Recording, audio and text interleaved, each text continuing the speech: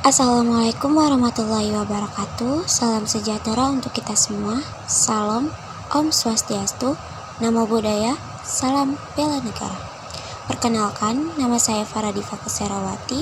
Saya dari D3 Keperawatan. Di sini saya akan menjelaskan biografi Rufaidah. Di sini ada yang tahu nggak sih siapa sih Rufaidah itu? Rufaidah al-Aslamiyah lahir di Yatrib kurang lebih 25 tahun sebelum kedatangan Rasulullah Shallallahu Alaihi Wasallam. Beliau tergolong ke dalam marga Aslam yang merupakan salah satu marga dari suku Kharaj di Madinah. Beliau merupakan kaum Ansor, yakni golongan orang yang pertama kali menganut Islam di Madinah. Rufaidah al-Aslamiyah digambarkan sebagai perawat yang baik hati, berempati, dan organisator yang baik. Dengan keterampilan klinisnya, ia melatih perempuan lain, termasuk sahabat perempuan Muhammad yang terkenal Aisyah, untuk menjadi perawat dan bekerja di bidang kesehatan. Rufaidah menerima pendidikan keperawatan dari ayahnya yang bernama Sa'ad al-Aslami, yang merupakan seorang tabib terkemuka. Sejak kecil, praktik keperawatan sudah melekat di kehidupannya. Ketika Islam masuk ke Madinah pada abad ke-7, Rufaidah telah menjadi mukallaf dan berhasil menggabungkan keilmuannya dalam bidang keperawatan dengan ajaran Islam. Rufaidah memiliki kontribusi besar terhadap kesehatan umat di Madinah. Pada masa peperangan, beliau telah ikut serta ke medan perang untuk mengobati orang yang terluka. Ketika damai, beliau berpartisipasi dalam aktivitas sosial masyarakat di Madinah. Sebelum peperangan Islam, yakni sekitar tahun 622 Masehi, Rufaidah mengubah metode pengobatan yang diajarkan oleh ayahnya supaya sesuai dengan ajaran Islam. Selanjutnya, ketika peperangan Islam berlangsung sekitar tahun 623 sampai 630 Masehi, beliau siap sedia dalam mengobati tentara Islam yang terluka akibat perang. Beliau juga membawakan makanan dan minuman untuk semua mujahid yang berperang bersama dengan para wanita yang lainnya. Rufaidah juga mendirikan rumah sakit yang dikenal sebagai tenda palang merah pertama dalam sejarah manusia. Umumnya, rumah sakit ini digunakan ketika peperangan karena dapat berpindah-pindah. Rumah sakit ini dikelola oleh para medis wanita yang terlatih. Rasulullah SAW memerintahkan sahabat beliau yang terluka ketika peperangan untuk datang ke tenda Rufaidah. Akhirnya, rumah sakit ini dikenal dengan nama Khaimah Rufaidah, atau bisa disebut dengan tenda Rufaidah, yang kemudian menjadi latar belakang penyebutan Rufaidah sebagai Mummaridah al-Islam al-Ula, atau bisa disebut dengan perawat wanita pertama dalam sejarah Islam. Atas keterlibatannya dalam peperangan Islam, Rufaidah mendapat penghargaan khusus dari Rasulullah Shallallahu Alaihi Wasallam berupa sebuah kalung indah karena beliau telah mengorganisir para perawat dan peran pentingnya sebagai perawat yang berkontribusi terhadap jalannya perang. Informasi mengenai akhir hayatnya masih samar, akan tetapi terdapat satu hal yang pasti, yakni bahwa beliau tidak pernah pindah ke tempat manapun sehingga dapat dipastikan bahwa ia meninggal di kota kelahirannya, yaitu Madinah.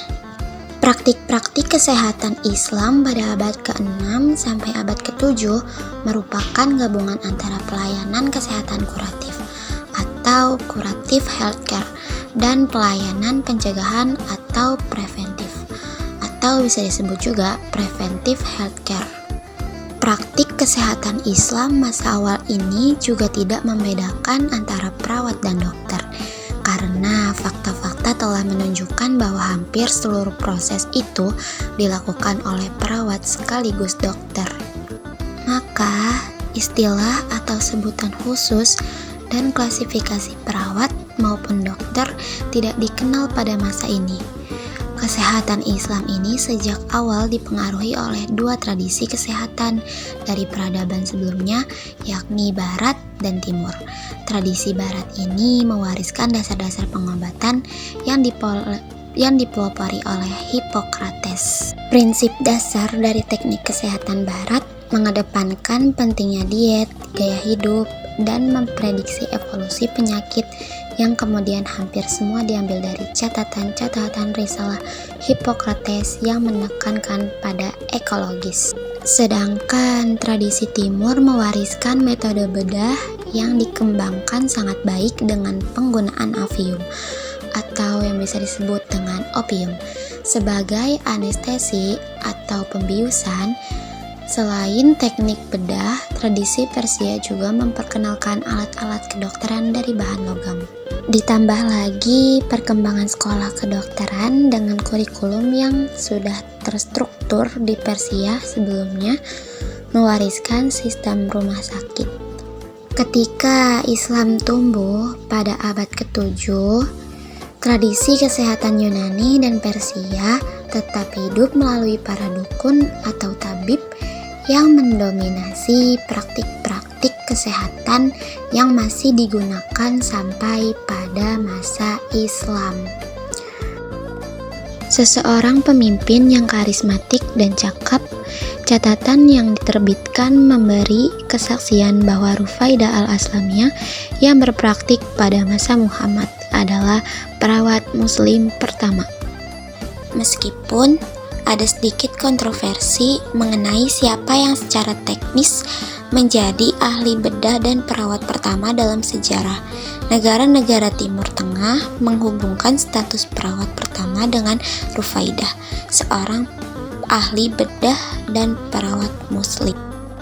Rufaidah al-Aslamiyah menerapkan keterampilan klinis dan pengalaman medisnya dalam mengembangkan unit perawatan keliling pertama yang terdokumentasi dan mampu memenuhi kebutuhan medis masyarakat. Ruang lingkup sebagian besar pekerjaannya di unit komando medis terorganisir, terutama terdiri dari kebersihan dan stabilisasi pasien sebelum prosedur medis lebih lanjut dan invasif.